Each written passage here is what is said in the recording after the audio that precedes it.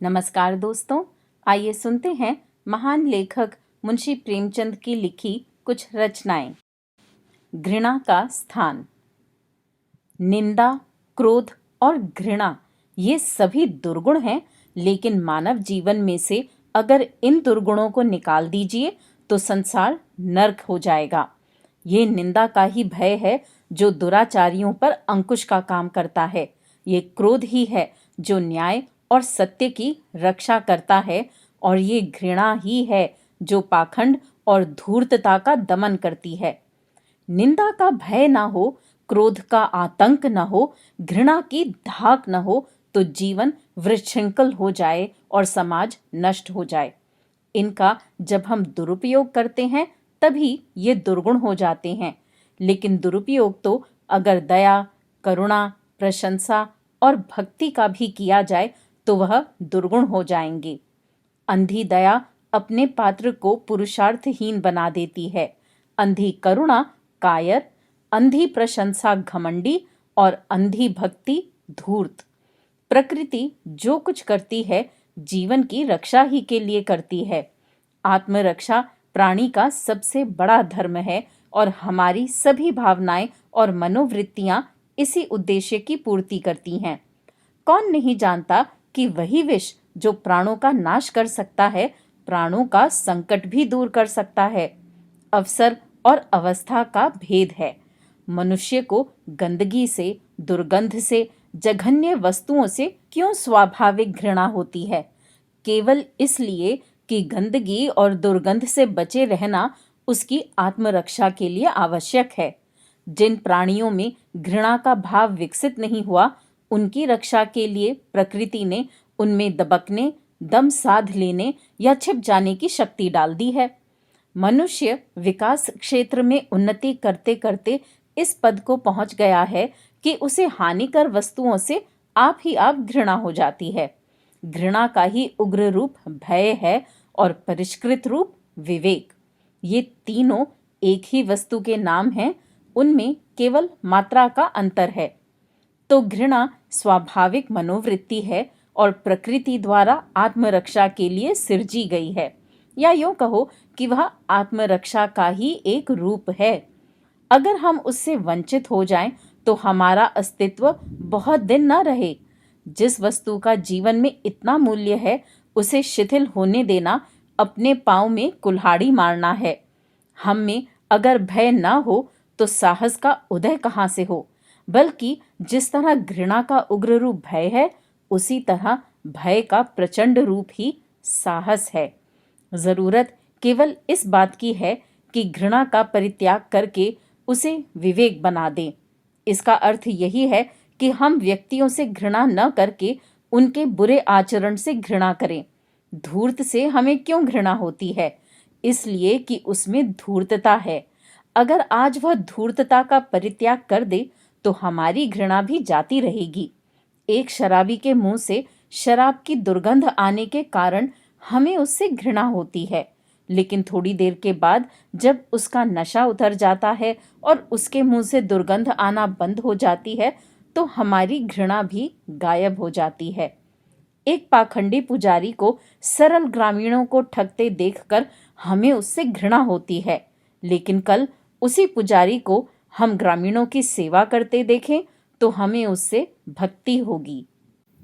घृणा का उद्देश्य ही ये है कि उससे बुराइयों का परिष्कार हो। पाखंड, धूर्तता, अन्याय, बलात्कार और ऐसी ही अन्य दुष्प्रवृत्तियों के प्रति हमारे अंदर जितनी ही प्रचंड घृणा हो, उतनी ही कल्याणकारी होगी। घृणा के शिथिल होने से ही हम बहुधा स्वयं उन्हीं बुराइयों में पड़ जाते हैं और स्वयं वैसा ही घृणित व्यवहार करने लगते हैं। जिसमें प्रचंड घृणा है, वह जान पर खेलकर भी उनसे अपनी रक्षा करेगा और तभी उनकी जड़ खोद कर फेंक देने में वह अपने प्राणों की बाजी लगा देगा। महात्मा गांधी इसलिए अछूतपन को मिटाने के लिए अपने जीवन का बलिदान कर रहे हैं कि उन्हें अछूतपन से प्रचंड घृणा है। जीवन में जब घृणा का इतना महत्व है तो साहित्य कैसे उसकी उपेक्षा कर सकता है जो जीवन का ही प्रतिबिंब है? मानव हृदय आदि से ही सु और कु का रंग स्थल रहा है और साहित्य की सृष्टि ही इसलिए हुई कि संसार में जो सु या सुंदर है और इसलिए कल्याणकर है, उसके प्रति मनुष्य में प्रेम उत्पन्न हो, और कु या असुंदर और इसलिए असत्य वस्तुओं से घृणा। साहित्य और कला का यही मुख्य उद्देश्य है। कु और सु का संग्राम ही साहित्य का इतिहास है। प्राचीन साहित्य धर्म और ईश्वर द्रोहियों के प्रति घृणा और उनके अनुयायियों के प्रति श्रद्धा और भक्ति के भावों की सृष्टि करता रहा। कश्मीरी सेब। कल शाम को चौक में 2-4 जरूरी चीजें खरीदने गया था। पंजाबी मेवा फरोशों की दुकानें रास्ते ही में पड़ती हैं। एक दुकान पर बहुत अच्छे रंगदार गुलाबी सेब सजे हुए नजर आए। जी ललचा उठा। आजकल शिक्षित समाज में विटामिन और प्रोटीन के शब्दों में विचार करने की प्रवृत्ति हो गई है। टोमेटो को पहले कोई सेंत में भी न पूछता था, अब टोमेटो भोजन का आवश्यक अंग बन गया है। गाजर भी पहले गरीबों के पेट भरने की चीज थी, अमीर लोग तो उसका हलवा ही खाते थे। मगर अब पता चला है कि गाजर में भी बहुत विटामिन है, इसलिए गाजर को भी मेजों पर स्थान मिलने लगा है। और सेब के विषय में तो ये कहा जाने लगा है कि एक सेब रोज खाइए तो आपको डॉक्टरों की जरूरत न रहेगी। डॉक्टर से बचने के लिए हम निमकौड़ी तक खाने को तैयार हो सकते हैं। सेब तो रस और स्वाद में अगर आम से बढ़कर नहीं है तो घटकर भी नहीं है। हाँ, बनारस के लंगड़े और लखनऊ के दशहरी और बम्बई के अल्फोंसो की बात दूसरी है। उनके टक्कर का फल तो संसार में दूसरा नहीं है, मगर उनमें विटामिन और प्रोटीन है या नहीं, है तो काफी है या नहीं, इन विषयों पर अभी किसी पश्चिमी डॉक्टर की व्यवस्था देखने में नहीं आई। सेब को ये व्यवस्था मिल चुकी है। अब वह केवल स्वाद की चीज नहीं है, उसमें गुण भी है। हमने दुकानदार से मोलभाव किया और आध सेर सेब मांगे। दुकानदार ने कहा, बाबूजी, बड़े मजेदार सेब आए हैं, खास कश्मीर के, आप ले जाएं, खाकर तबीयत खुश हो जाएगी। मैंने रूमाल निकालकर उसे देते हुए कहा, चुन चुन कर रखना। दुकानदार ने तराजू उठाया और अपने नौकर से बोला, लौंडे, आध सेर कश्मीर सेब निकाल ला, चुनकर लाना। लौंडा 4 सेब लाया। दुकानदार ने तौला, एक लिफाफे में उन्हें रखा और रूमाल में बांधकर मुझे दे दिया। मैंने 4 आने उसके हाथ में रखे। घर आकर लिफाफा ज्यों का त्यों रख दिया। रात को सेब या कोई दूसरा फल खाने का कायदा नहीं है। फल खाने का समय तो प्रातः काल है। आज सुबह मुंह हाथ धोकर जो नाश्ता करने के लिए एक सेब निकाला तो सड़ा हुआ था। 1 रुपए के आकार का छिलका गल गया था। समझा रात को दुकानदार ने देखा ना होगा। दूसरा निकाला, मगर ये आधा सड़ा हुआ था। अब संदेह हुआ, दुकानदार ने मुझे धोखा तो नहीं दिया है। तीसरा सेब निकाला, ये सड़ा तो न था, मगर एक तरफ दबकर बिल्कुल पिचक गया।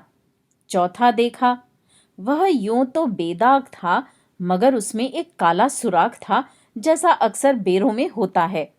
काटा तो भीतर वैसे ही धब्बे जैसे किड़हे बेर में होते हैं। एक सेब भी खाने लायक नहीं। 4 आने पैसों का इतना गम न हुआ जितना समाज के इस चारित्रिक पतन का। दुकानदार ने जानबूझकर मेरे साथ धोखेबाजी का व्यवहार किया। 1 सेब सड़ा हुआ होता तो मैं उसको क्षमा के योग्य समझता, सोचता उसकी निगाह न पड़ी होगी। मगर 4 के चारों खराब निकल जाएं, ये तो साफ धोखा है। मगर इस धोखे में मेरा भी सहयोग था। मेरा उसके हाथ में रुमाल रख देना मानो उसे धोखा देने की प्रेरणा थी।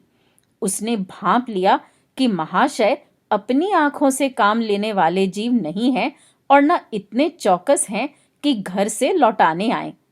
आदमी बेईमानी तभी करता है जब उसे अवसर मिलता है। बेईमानी का अवसर देना, चाहे वह अपने ढीलेपन से हो या सहज विश्वास से, बेईमानी में सहयोग देना है। पढ़े लिखे बाबुओं और कर्मचारियों पर तो अब कोई विश्वास नहीं करता। किसी थाने या कचहरी या म्यूनिसिपैलिटी में चले जाइए, आपकी ऐसी दुर्गति होगी कि आप बड़ी से बड़ी हानि उठाकर भी उधर न जाएंगे। व्यापारियों की साख अभी तक बनी हुई थी। यूं तौल में चाहे छटांक आध छटांक कस लें, लेकिन आप उन्हें 5 की जगह भूल से 10 के नोट दे आते थे तो आपको घबराने की कोई जरूरत न थी। आपके रुपये सुरक्षित थे। मुझे याद है, एक बार मैंने मुहर्रम के मेले में एक खोंचे वाले से 1 पैसे की रेवड़ियां ली थीं और पैसे की जगह अठन्नी दे आया था। घर आकर जब अपनी भूल मालूम हुई तो खोंचे वाले के पास दौड़ा गया। आशा नहीं थी कि वह अठन्नी लौटाएगा, लेकिन उसने प्रसन्न चित्त से अठन्नी लौटा दी और उल्टे मुझसे क्षमा मांगी। और यहाँ कश्मीरी सेब के नाम पे सड़े हुए सेब बेचे जाते हैं। मुझे आशा है पाठक बाजार में जाकर मेरी तरह आंखें न बंद कर लिया करेंगे, नहीं उन्हें भी कश्मीरी सेब ही मिलेंगे। राष्ट्र का सेवक। राष्ट्र के सेवक ने कहा, देश की मुक्ति का एक ही उपाय है और वह है नीचों के साथ भाईचारे का सलूक, पतितों के साथ बराबरी का बर्ताव। दुनिया में सभी भाई हैं, कोई नीच नहीं, ऊंच नहीं। दुनिया ने जय जयकार की। कितनी विशाल दृष्टि है, कितना भावुक हृदय। उसकी सुंदर लड़की इंदिरा ने सुना और चिंता के सागर में डूब गई। राष्ट्र के सेवक ने नीची जाति के नौजवान को गले लगाया। दुनिया ने कहा, ये फरिश्ता है, पैगंबर है, राष्ट्र की नैया का खेवैया है। इंदिरा ने देखा और उसका चेहरा चमकने लगा। राष्ट्र का सेवक नीची जाति के नौजवान को मंदिर में ले गया, देवता के दर्शन कराए और कहा, हमारा देवता गरीबी में है, जिल्लत में है, पस्ती में है। दुनिया ने कहा, कैसे शुद्ध अंतःकरण का आदमी है, कैसा ज्ञानी। इंदिरा ने देखा और मुस्कुराई। इंदिरा राष्ट्र के सेवक के पास जाकर बोली, श्रद्धेय पिताजी, मैं मोहन से ब्याह करना चाहती हूँ। राष्ट्र के सेवक ने प्यार की नजरों से देखकर पूछा, मोहन कौन है? इंदिरा ने उत्साह भरे स्वर में कहा, मोहन वही नौजवान है जिसे आपने गले लगाया, जिसे आप मंदिर में ले गए, जो सच्चा, बहादुर और नेक है। राष्ट्र के सेवक ने प्रलय की आंखों से उसकी ओर देखा और मुंह फेर लिया। दोस्तों, अभी आप सुन रहे थे मुंशी प्रेमचंद की लिखी कुछ रचनाएं। उम्मीद है ये कहानियां, ये रचनाएं आपको पसंद आ रही होंगी। मेरे चैनल पर आने के लिए और इन कहानियों को सुनने के लिए धन्यवाद।